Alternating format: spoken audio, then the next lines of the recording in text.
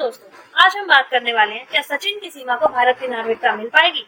आखिर ये नागरिकता होती क्या है और क्या सच में हमारे चहेते बॉलीवुड स्टार्स के पास भी भारत की नागरिकता नहीं है। हाल ही में चल रही सीमा सचिन की कहानी तो आपने सुनी ही होगी। आए दिन मीडिया या सोशल मीडिया हमें इनकी कहानी कहीं ना कहीं दिख जाती है। कुछ लोगों का मानना है कि ये ISI की एजेंट है और कुछ लोग कहते हैं कि इसको भारत की नागरिकता देकर भारत में रहने का अधिकार दिया जाए। अब हमें इसके ISI के होने का तो पता नहीं है, पर नागरिकता के बारे में आपको जरूर बताते चलते हैं। वैसे तो हम सबने अपने अपने स्कूल में एक बार जरूर नागरिकता के बारे में पढ़ा होगा। अब हम आपको किताबी भाषा की तरह डेफिनेशन तो नहीं देने वाले। आसान भाषा में समझे तो किसी भी देश में रहने के लिए और उस देश या सरकार द्वारा दिए गए अधिकारों का उपयोग करने के लिए हमें नागरिकता की जरूरत पड़ती है, जैसे कि वोट डालने का अधिकार और सरकार द्वारा चलाई जा रही अन्य योजनाएं। मिनिस्ट्री ऑफ होम अफेयर्स के मुताबिक सिटीजनशिप एक्ट 1955 के मुताबिक भारत की नागरिकता 4 तरीकों से हासिल की जा सकती है।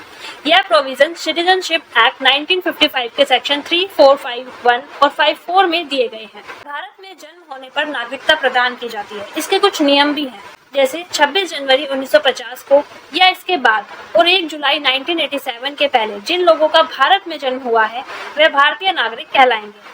फिर इससे फर्क नहीं पड़ता कि इनके माता पिता कहाँ के नागरिक थे या है।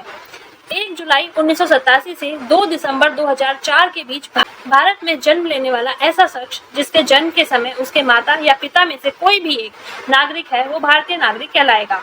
3 दिसंबर 2004 के बाद भारत में जन्म लेने वाला कोई भी व्यक्ति जिसके माता पिता दोनों भारतीय नागरिक हों या कम से कम कोई एक भारतीय नागरिक हो और दूसरा अवैध प्रवासी ना हो, तो वह भारतीय नागरिक कहलाएगा। भारत में वंश आधारित नागरिकता भी प्रदान की जाती है। ऐसा व्यक्ति जिसका जन्म 26 जनवरी 1950 को या इसके बाद भारत के बाहर हुआ है, लेकिन उसके माता पिता भारतीय नागरिक हों। ऐसा व्यक्ति जिसका जन्म 10 दिसंबर 1992 के बाद और 3 दिसंबर 2004 के पहले भारत के बाहर हुआ हो और जिसके माता या पिता में से कोई एक भारतीय नागरिक हो।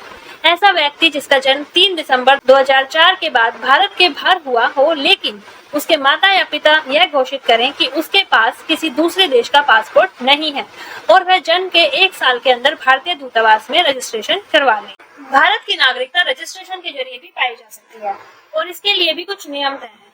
भारतीय मूल का ऐसा व्यक्ति जो कम से कम 7 सालों से यहाँ रह रहा हो, वह रजिस्ट्रेशन के जरिए नागरिकता पा सकता है। ऐसा व्यक्ति जो भारतीय मूल का है लेकिन अविभाजित भारत के अलावा किसी दूसरे देश में रह रहा है। ऐसा व्यक्ति जिसका भारतीय नागरिक से विवाह हुआ हो और रजिस्ट्रेशन के लिए अप्लाई करने से पहले कम से कम 7 सालों से भारत में रह रहा हो।